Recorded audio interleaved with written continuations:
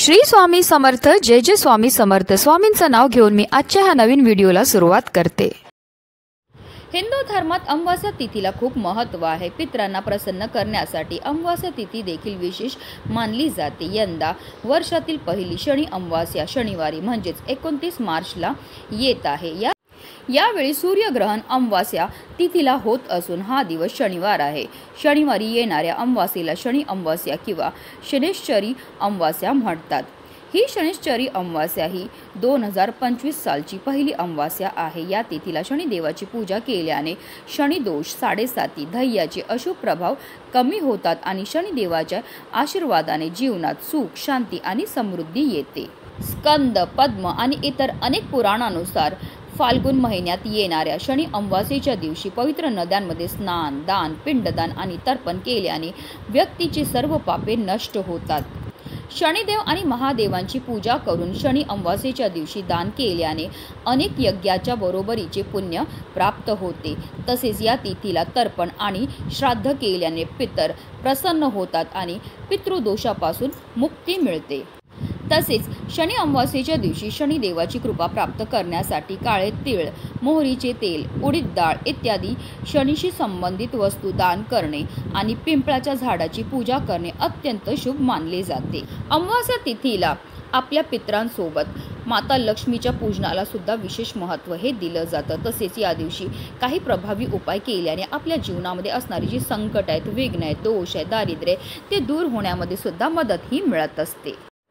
पण शनी अमावास्याच्या दिवशी तुम्ही व्रत नाही केलं तरीही चालेल, पण घरामध्ये चुकूनही या 2 भाज्या खाऊ नका। जर कळत नकळत तुमच्याकडनं या भाज्या खाल्ल्या गेल्या तर त्यामुळे माता लक्ष्मी ही रुष्ट होईल आणि तुमच्या जीवनामध्ये गरिबीही येऊ शकते। अतिशय महत्त्वाची अशी माहिती आहे जी मी तुम्हाला या व्हिडिओमध्ये देणार आहे, तो व्हिडिओ पूर्ण पहा। आणि जर तुम्ही माझ्या चॅनलवर नवीन असतील तर चॅनलला सबस्क्राईब करा आणि शेजारी बेल आयकॉन सुद्धा प्रेस करा, जेणेकरून तुम्हाला माझ्या नवनवीन व्हिडिओचं नोटिफिकेशन हे मिळत राहील आणि तुम्ही एक पण व्हिडिओ मिस करणार नाही। आणि कमेंटमध्ये ओम नमो भगवते वासुदेवाय नमः लिहायला अजिबात विसरू नका। शनी अमावास्येच्या दिवशी ब्रह्ममुहूर्तावर पवित्र नदी किंवा तलावावर स्नान करावे। आता हे शक्य नसेल तर घरच्या घरी आंघोळीच्या पाण्यामध्ये गंगाजल टाकून स्नान करावे। स्नान आणि ध्यान केल्यानंतर व्रताचा संकल्प करावा, देवघरात दिवा लावावा आणि सूर्यदेवाला जल अर्पण करावे। या दिवशी सकाळी लवकर शनी मंदिरात जाऊन स्वच्छता करावी। तसेच विधिवत पूजा करा आणि मोहरीच्या तेलात काळे तीळ मिसळून शनिदेवांवर अभिषेक करा। पितृदोषा संबंधित कार्य करा आणि त्यांच्यासाठी तर्पण करा आणि पितरांच्या नावाने दान करा। या दिवशी शनिदेवाला निळी फुलं अर्पण करा आणि शनी चालीसा किंवा शनी स्तोत्राचे पठण करा। शनी अमावास्येच्या दिवशी पिंपळाच्या झाडाखाली मोहरीच्या तेलाचा दिवा लावावा। तसेच शनी मंत्राचा जप करावा। ओम शनैश्चराय नमः, ओम श्री ह्रीं क्लीं श्री शनैश्चराय नमः, ओम प्रा प्री प्रो सह शनैश्चराय नमः। या मंत्राचा 5, 7, 11 किंवा 21 वेळा आपल्याला जप हा करायचा आणि शनी आरती आपल्याला करून घ्यायची आहे। या रीतीने आपल्याला पूजा आणि सेवा ही करून घ्यायची आहे। शनी अमावास्या हा अतिशय महत्त्वाचा दिवस आहे, म्हणून या दिवशी आपल्याला काही चुका आहेत त्या आवर्जून टाळायच्या। त्याचबरोबर आपल्याला काही गोष्टी आहेत किंवा काही दान आहे जे आवर्जून या दिवशी करायचे आहे। ज्यामध्ये ज्यांच्या मुलांना आरोग्य संबंधित समस्या असतील किंवा ज्या दाम्पत्याने आपली मुलं जन्मानंतर काही काळातच गमावली असतील त्यांनी दर अमावास्येला 5, 11 किंवा 21 लिटर दूध दान करावे। आता हे दूध तुम्ही अविवाहित कन्या किंवा रोगींना वितरण केल्यास अधिक पुण्य मिळते। याने संतान निरोगी राहते आणि त्यांचं आयुष्य वाढतं। तसेच जर तुमच्या व्यवसायात नुकसान होत असले किंवा कारखान्यात सतत काही ना काही अपघात होत असतील तर पिंपळाच्या झाडाला जल अर्पण करावे। यानंतर पक्ष्यांना दाना टाकावा। वारंवार अपघात होत असल्यास किंवा शरीराला व्याधी होत असल्यास अमावास्येला मुंग्यांच्या वारुळावर 1 पाव गूळ चढवावे। अमावास्येची रात्र पितृदेवांना समर्पित असते, म्हणून या दिवशी हनुमानाच्या फोटोसमोर दिवा लावून हनुमान चालीसाचा पाठ करावा। त्यानंतर पाठ झाल्यावर आपल्याला दिवा घरच्या मुख्य दरवाजावर ठेवायचा आहे।